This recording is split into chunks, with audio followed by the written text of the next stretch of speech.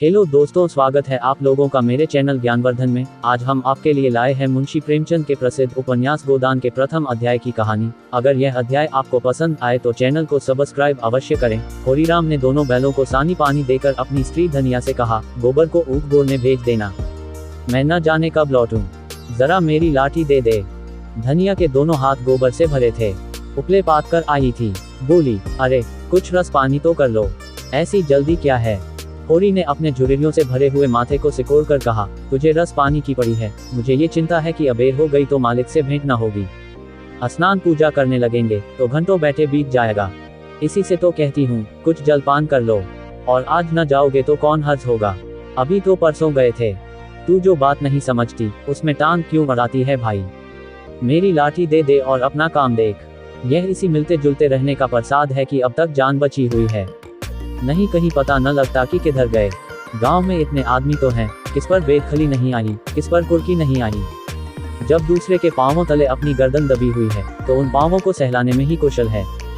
धनिया इतनी व्यवहार कुशल न थी। उसका विचार था कि हमने जमींदार के खेत जोते हैं तो वह अपना लगान ही तो लेगा। उसकी खुशामद क्यों करें, उसके तलवे क्यों सहलाएं। यद्यपि अपने विवाहित जीवन के इन 20 वर्षों में उसे अच्छी तरह अनुभव हो गया था कि चाहे कितनी ही कतर ब्यों करो, कितना ही पेट तन काटो, चाहे एक एक कौड़ी को दांत से पकड़ो, मगर लगान बेबाक होना मुश्किल है। फिर भी वह हार न मानती थी और इस विषय पर स्त्री पुरुष में आए दिन संग्राम छिड़ा रहता था। उसकी 6 संतानों में अब केवल 3 जिंदा हैं। एक लड़का गोबर कोई 16 साल का, और 2 लड़कियां सोना और रूपा 12 और 8 साल की। 3 लड़के बचपन ही में मर गए। उसका मन आज भी कहता था अगर उनकी दवा दारू होती तो वे बच जाते, पर वह एक देले की दवा भी न मंगवा सकी थी। उसकी ही उम्र अभी क्या थी, 36वां ही साल तो था, पर सारे बाल पक गए थे, चेहरे पर झुर्रियां पड़ गई थीं, सारी देह ढल गई थी। वह सुंदर गेहुआ रंग संवला गया था और आंखों से भी कम सूझने लगा था। पेट की चिंता ही के कारण तो कभी तो जीवन का सुख न मिला। इस चिरस्थाई ने उसके आत्मसम्मान को उदासीनता का रूप दे दिया था। जिस गृहस्थी में पेट की रोटियां भी न मिलें, उसके लिए इतनी खुशामद क्यों। इस परिस्थिति से उसका मन बराबर विद्रोह किया करता था, और 2-4 घुरकियां खा लेने पर ही उसे यथार्थ का जनान होता था। उसने परास्त होकर होरी की लाठी, मिर्जई, जूते, पगड़ी और तमाकू का बटुआ लाकर सामने पटक दिए। होरी ने उसकी ओर आंखें तरेर कर कहा, क्या ससुराल जाना है जो 5 पोशाक लाई है। ससुराल में भी तो कोई जवान साली सलहज नहीं बैठी है जिसे जाकर दिखाऊं। होरी के गहरे सांवले पिचके हुए चेहरे पर मुस्कुराहट की मृदुता झलक पड़ी। धनिया ने लजाते हुए कहा, ऐसे ही तो बड़े सजीले जवान हो कि साली सलहजें तुम्हें देखकर रीझ जाएंगी। होरी ने फटी हुई मिर्जई को बड़ी सावधानी से तह करके खाट पर रखते हुए कहा, तो क्या तू समझती है मैं बूढ़ा हो गया। अभी तो 40 भी नहीं हुए। मर्द 60 पर पाठे होते हैं। जाकर शीशे में मुंह देखो। तुम जैसे मर्द 60 पर पाठे नहीं होते। दूध भी अंजन लगाने तक को तो मिलता नहीं, पाठे होंगे। तुम्हारी दशा देख देख कर तो मैं और भी सूखी जाती हूँ कि भगवान यह बुढ़ापा कैसे कटेगा, किसके द्वार पर भीख मांगेंगे। होरी की वह क्षणिक मृदुता यथार्थ की इस आंच में जैसे झुलस गई। लकड़ी संभालता हुआ बोला, 60 तक पहुँचने की नौबत न आने पाएगी धनिया, इसके पहले ही चल देंगे। धनिया ने तिरस्कार किया, अच्छा रहने दो, मत अशुभ मुंह से निकालो। तुमसे कोई अच्छी बात भी कहे तो लगते हो कोसने। होरी लाठी कंधे पर रखकर घर से निकला तो धनिया द्वार पर खड़ी उसे देर तक देखती रही। उसके इन निराशा भरे शब्दों ने धनिया के चोट खाए हुए हृदय में आतंकमय कंपन सा डाल दिया था। वह जैसे अपने नारीत्व के तप और व्रत से अपने पति को अभयदान दे रही थी। उसके अंतःकरण से जैसे आशीर्वादों का व्यू सा निकल कर होरी को अपने अंदर छिपाए लेता था। विपन्नता के इस अथाह सागर में सोहाग ही वह तृण था जिसे पकड़े हुए वह सागर को पार कर रही थी। इन असंगत शब्दों ने यथार्थ के निकट होने पर भी मानो झटका देकर उसके हाथ से वह तिनके का सहारा छीन लेना चाहा। बिल्कुल यथार्थ के निकट होने के कारण ही उनमें इतनी वेदना शक्ति आ गई थी। काना कहने से काने को जो दुख होता है वह क्या 2 आंखों वाले आदमी को हो सकता है। होरी कदम बढ़ाए चला जाता था। पगडंडी के दोनों ओर ऊख के पौधों की लहराती हुई हरियाली देखकर उसने मन में कहा, भगवान कहीं गौ से बरखा कर दे और डांडी भी सुबीते से रहे तो एक गाय जरूर लेगा। देशी गायें तो न दूध दे न उनके बछड़े ही किसी काम के हों। बहुत हुआ तो तेली के कोल्हू में चले। नहीं, वह पछाई गाय लेगा, उसकी खूब सेवा करेगा। कुछ नहीं तो 4-5 सेर दूध होगा। गोबर दूध के लिए तरस तरस कर रह जाता है। इस उम्र में न खाया पिया तो फिर कब खाएगा। साल भर भी दूध पी ले तो देखने लायक हो जाए। बछड़े भी अच्छे बैल निकलेंगे। 200 से कम की गोई न होगी। फिर गऊ से ही तो द्वार की शोभा है। सवेरे सवेरे गऊ के दर्शन हो जाया तो क्या कहना। न जाने कब यह साध पूरी होगी, कब वह शुभ दिन आएगा। हर एक गृहस्थ की भांति होरी के मन में भी गऊ की लालसा चिरकाल से संचित चली आती थी। यही उसके जीवन का सबसे बड़ा स्वप्न, सबसे बड़ी साध थी। बैंक सूद से चैन करने या जमीन खरीदने या महल बनवाने की विशाल आकांक्षाएं उसके नन्हे से हृदय में कैसे समाती। जेठ का सूर्य आमों के झुरमुट में से निकलकर आकाश पर छाई हुई लालिमा को अपने रजत प्रताप से तेज प्रदान करता हुआ ऊपर चढ़ रहा था और हवा में गमीर आने लगी थी। दोनों ओर खेतों में काम करने वाले किसान उसे देखकर राम राम करते और सम्मान भाव से चिलम पीने का निमंत्रण देते थे, पर होरी को इतना अवकाश कहाँ था। उसके अंदर बैठी हुई सम्मान लालसा ऐसा आदर पाकर उसके सूखे मुख पर गर्व की झलक पैदा कर रही थी। मालिकों से मिलते जुलते रहने ही का तो ये प्रसाद है कि सब उसका आदर करते हैं। नहीं, उसे कौन पूछता। 5 बीघे के किसान की बिसात ही क्या। ये कम आदर नहीं है कि 3-3, 4-4 हल वाले महतो भी उसके सामने सिर झुकाते हैं। अब वह खेतों के बीच की पगडंडी छोड़कर एक खलेटी में आ गया था, जहां बरसात में पानी भर जाने के कारण तरी रहती थी और जेठ में कुछ हरियाली नजर आती थी। आसपास के गांवों की गोएं यहां चरने आया करती थीं। उस समय में भी यहां की हवा में कुछ ताजगी और ठंडक थी। होरी ने 2-3 सांसें जोर से लीं। उसके जी में आया, कुछ देर यहीं बैठ जाए। दिन भर तो लू लपट में मरना है ही।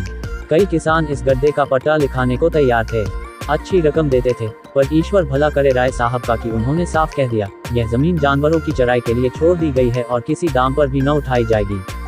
कोई स्वार्थी जमींदार होता तो कहता, गायें जाया भाड़ में, हमें रुपए मिलते हैं, क्यों छोड़ें। पर राय साहब अभी तक पुरानी मर्यादा निभाते आते हैं। जो मालिक प्रजा को न पाले वह भी कोई आदमी है।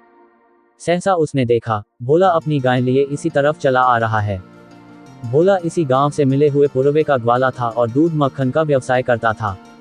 अच्छा दाम मिल जाने पर कभी कभी किसानों के हाथ गायें बेच भी देता था। होरी का मन उन गायों को देखकर ललचा गया। अगर भोला वह आगे वाली गाय उसे दे तो क्या कहना, रुपए आगे पीछे देता रहेगा। वह जानता था घर में रुपए नहीं है, अभी तक लगान नहीं चुकाया जा सका, विशेषर साह का देना भी बाकी है, जिस पर आने रुपए का सूद चढ़ रहा है। लेकिन दरिद्रता में जो एक प्रकार की अदूरदर्शिता होती है, वह निर्लजता जो तकाजे, गाली और मार से भी भयभीत नहीं होती, उसने उसे प्रोत्साहित किया। बरसों से जो साध मन को आंदोलित कर रही थी, उसने उसे विचलित कर दिया। भोला के समीप जाकर बोला, राम राम भोला भाई, कहो क्या रंग ढंग है। सुना अब की मेले से नई गाय लाए हो। भोला ने रूखाई से जवाब दिया। होरी के मन की बात उसने ताड़ दी थी। हाँ, 2 बछिए और 2 गाय लाया। पहले वाली गायें सब सूख गई थीं। बल्दी पर दूध न पहुंचे तो गुजर कैसे हो। होरी ने आने वाली गाय के पुट्ठे पर हाथ रखकर कहा, दुधार तो मालूम होती है, कितने में ली। भोला ने शान जमाई, अब की बाजार बड़ा तेज रहा महतो, इसके 80 रुपए देने पड़े। आंखें निकल गईं। 30-30 रुपए तो दोनों कलोरों के दिए। 30 पर गाहक रुपए का 8 सेर दूध मांगता है। बड़ा भारी कलेजा है तुम लोगों का भाई, लेकिन फिर लाए भी तो वह माल की यहाँ 10-5 गांवों में तो किसी के पास निकलेगी नहीं। भोला पर नशा चढ़ने लगा। बोला, राय साहब इसके 100 रुपए देते थे, दोनों कलोरों के 50-50 रुपए, लेकिन हमने न दिए। भगवान ने चाहा तो 100 रुपए इसी बयान में पीट लूंगा।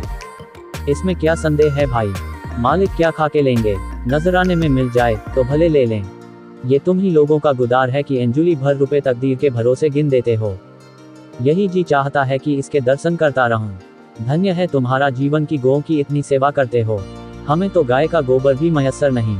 गिरस्त के घर में एक गाय भी न हो तो कितनी लज्जा की बात है।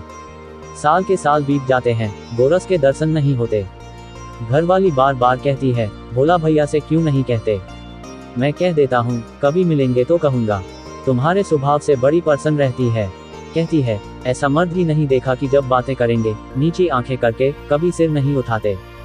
भोला पर जो नशा चढ़ रहा था, उसे इस भरपूर प्याले ने और गहरा कर दिया। बोला, भला आदमी वही है जो दूसरों की बहू बेटी को अपनी बहू बेटी समझे।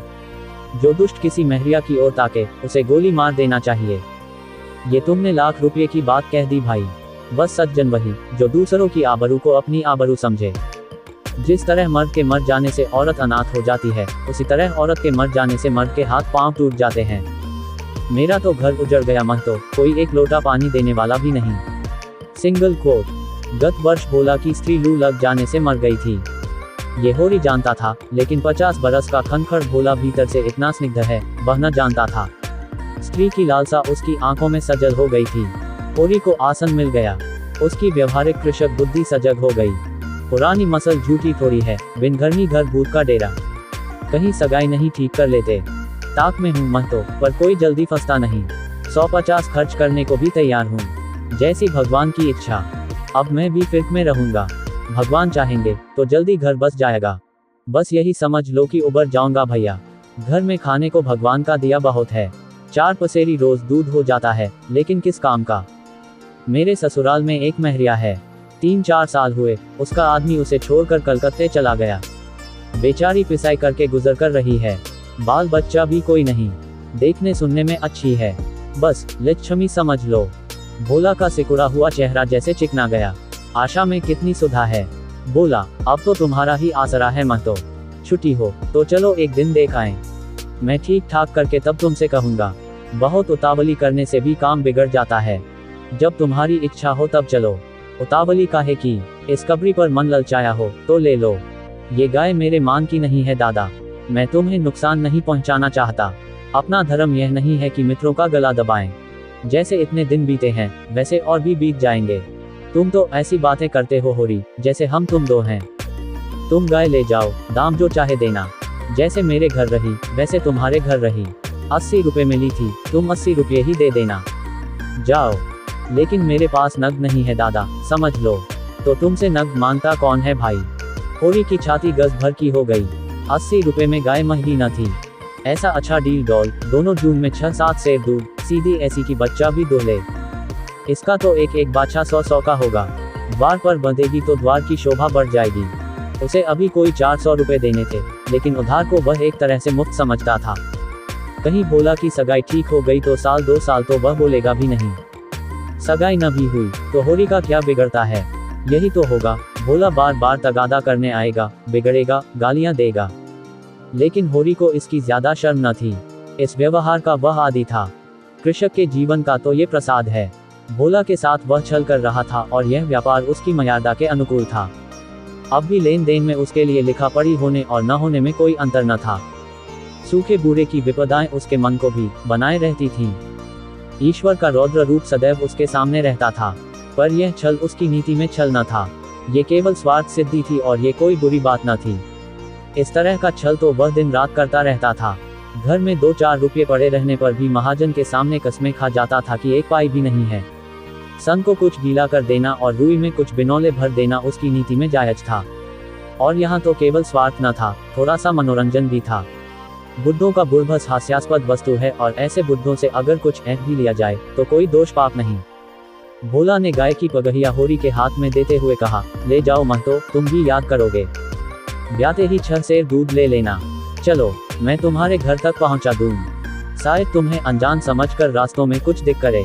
अब तुमसे सच कहता हूँ, मालिक 90 रुपए देते थे, पर उनके यहाँ गौ की क्या कदर। मुझसे लेकर किसी हाकिम हुकाम को दे देते। हाकिमों को गौ की सेवा से मतलब, वह तो खून चूसना भर जानते हैं। जब तक दूध देती रखते, फिर किसी के हाथ बेच देते। किसके पल्ले पड़ती कौन जाने। रुपया ही सब कुछ नहीं है भैया, कुछ अपना धर्म भी तो है। तुम्हारे घर आराम से रहेगी तो यह न होगा कि तुम आप खाकर सो रहो और गौ भूखी खड़ी रहे। उसकी सेवा करोगे, चुमकारोगे, गौ हमें आशीर्वाद देगी। तुमसे क्या कहूँ भैया, घर में चंगुल भर भी भूसा नहीं रहा। रुपए सब बाजार में निकल गए। सोचा था महाजन से कुछ लेकर भूसा ले लेंगे, लेकिन महाजन का पहला ही नहीं चुका। उसने इनकार कर दिया। इतने जानवरों को क्या खिलावें, यही चिंता मारे डालती है। चुटकी चुटकी भर खिलाऊं तो मन भर रोज का खर्च है। भगवान ही पार लगाएं तो लगे। होरी ने सहानुभूति के स्वर में कहा, तुमने हमसे पहले क्यों नहीं कहा। हमने एक गाड़ी भूसा बेच दिया। भोला ने माथा ठोक कर कहा, इसीलिए नहीं कहा भैया कि सबसे अपना दुख क्यों रोऊं। बांटता कोई नहीं, हंसते सब हैं। जो गायें सूख गई हैं उनका गम नहीं, पत्ती सत्ती खिलाकर जिला लूंगा, लेकिन अब ये तो रातिब बिना नहीं रह सकती। हो सके तो 10-20 रुपये भूसे के लिए दे दो। किसान पक्का स्वार्थी होता है, इसमें संदेह नहीं। उसकी गांठ से रिश्वत के पैसे बड़ी मुश्किल से निकलते हैं। भावताव में भी वह चौकस होता है। ब्याज की एक पाई छुड़ाने के लिए वह महाजन की घंटों चिरौरी करता है। जब तक पक्का विश्वास न हो जाए वह किसी के फुसलाने में नहीं आता, लेकिन उसका संपूर्ण जीवन प्रकृति से स्थायी सहयोग है। वृक्षों में फल लगते हैं, उन्हें जनता खाती है। खेती में अनाज होता है, वह संसार के काम आता है। गाय के थन में दूध होता है, वह खुद पीने नहीं जाती, दूसरे ही पीते हैं। मेघों से वर्षा होती है, उससे पृथ्वी तृप्त होती है। ऐसी संगति में कुत्सित स्वार्थ के लिए कहाँ स्थान। होरी किसान था और किसी के जलते हुए घर में हाथ सेंकना उसने सीखा ही न था। भोला की संकट कथा सुनते ही उसकी मनोवृत्ति बदल गई। पगहिया को भोला के हाथ में लौटाता हुआ बोला, रुपए तो दादा मेरे पास नहीं है, हाँ थोड़ा सा भूसा बचा है, वह तुम्हें दूंगा। चलकर उठवा लो, भूसे के लिए तुम गाय बेचोगे और मैं लूंगा, मेरे हाथ न कट जाएंगे। भोला ने आर्द्रकंठ से कहा, तुम्हारे बैल भूखों न मरेंगे। तुम्हारे पास भी ऐसा कौन सा बहुत सा भूसा रखा है? नहीं दादा, अब की भूसा अच्छा हो गया था, मैंने तुमसे नाहक भूसे की चर्चा की। सिंगल कोट, तुम न कहते और पीछे से मुझे मालूम होता तो मुझे बड़ा रंज होता कि तुमने मुझे इतना गैर समझ लिया। अवसर पड़ने पर भाई की मदद भाई भी न करे तो काम कैसे चले। मुदा ये गाय तो लेते जाओ। अभी नहीं दादा, फिर ले लूंगा। तो भूसे के दाम दूध में कटवा लेना। होरी ने दुखित स्वर में कहा, दाम कौड़ी की इसमें कौन बात है दादा, मैं 1-2 जून तुम्हारे घर खा लूं तो तुम मुझसे दाम मांगोगे, लेकिन तुम्हारे बैल भूखों मरेंगे कि नहीं? भगवान कोई न कोई सबील निकालेंगे ही। आषाढ़ सिर पर है, कर भी बोलूंगा, मगर यह गाय तुम्हारी हो गई। जिस दिन इच्छा हो आकर ले जाना। किसी भाई का नीलाम पर चढ़ा हुआ बैल लेने में जो पाप है, वह इस समय तुम्हारी गाय लेने में है। होरी में बाल की खाल निकालने की शक्ति होती तो वह खुशी से गाय लेकर घर की राह लेता।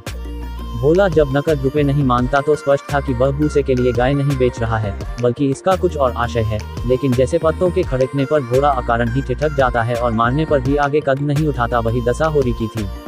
संकट की चीज लेना पाप है, ये बात जन्म जन्मांतरों से उसकी आत्मा का अंश बन गई थी। भोला ने गदगद कंठ से कहा, तो किसी को भेज दूं भूसे के लिए? होरी ने जवाब दिया, अभी मैं राय साहब की ड्योढ़ी पर जा रहा हूँ, वहां से घड़ी भर में लौटूंगा, तभी किसी को भेजना। भोला की आंखों में आंसू भर आए। बोला, तुमने आज मुझे उबार लिया होरी भाई, मुझे अब मालूम हुआ कि मैं संसार में अकेला नहीं हूँ, मेरा भी कोई हेतु है। एक क्षण के बाद उसने फिर कहा, उस बात को भूल न जाना। होरी आगे बढ़ा तो उसका चित्त प्रसन्न था, मन में एक विचित्र स्फूर्ति हो रही थी। क्या हुआ, 10-5 मन भूसा चला जाएगा, बेचारे को संकट में पड़कर अपनी गाय तो न बेचनी पड़ेगी। जब मेरे पास चारा हो जाएगा तब गाय खोल लाऊंगा। भगवान करे मुझे कोई महरिया मिल जाए, फिर तो कोई बात ही नहीं। उसने पीछे फिरकर देखा, कबरी गाय पूंछ से मक्खियां उड़ाती, सिर हिलाती, मस्तानी मंद गति से झूमती चली जाती थी, जैसे बांदियों के बीच में कोई रानी हो। कैसा शुभ होगा वह दिन जब ये कामधेनु उसके द्वार पर बंधेगी।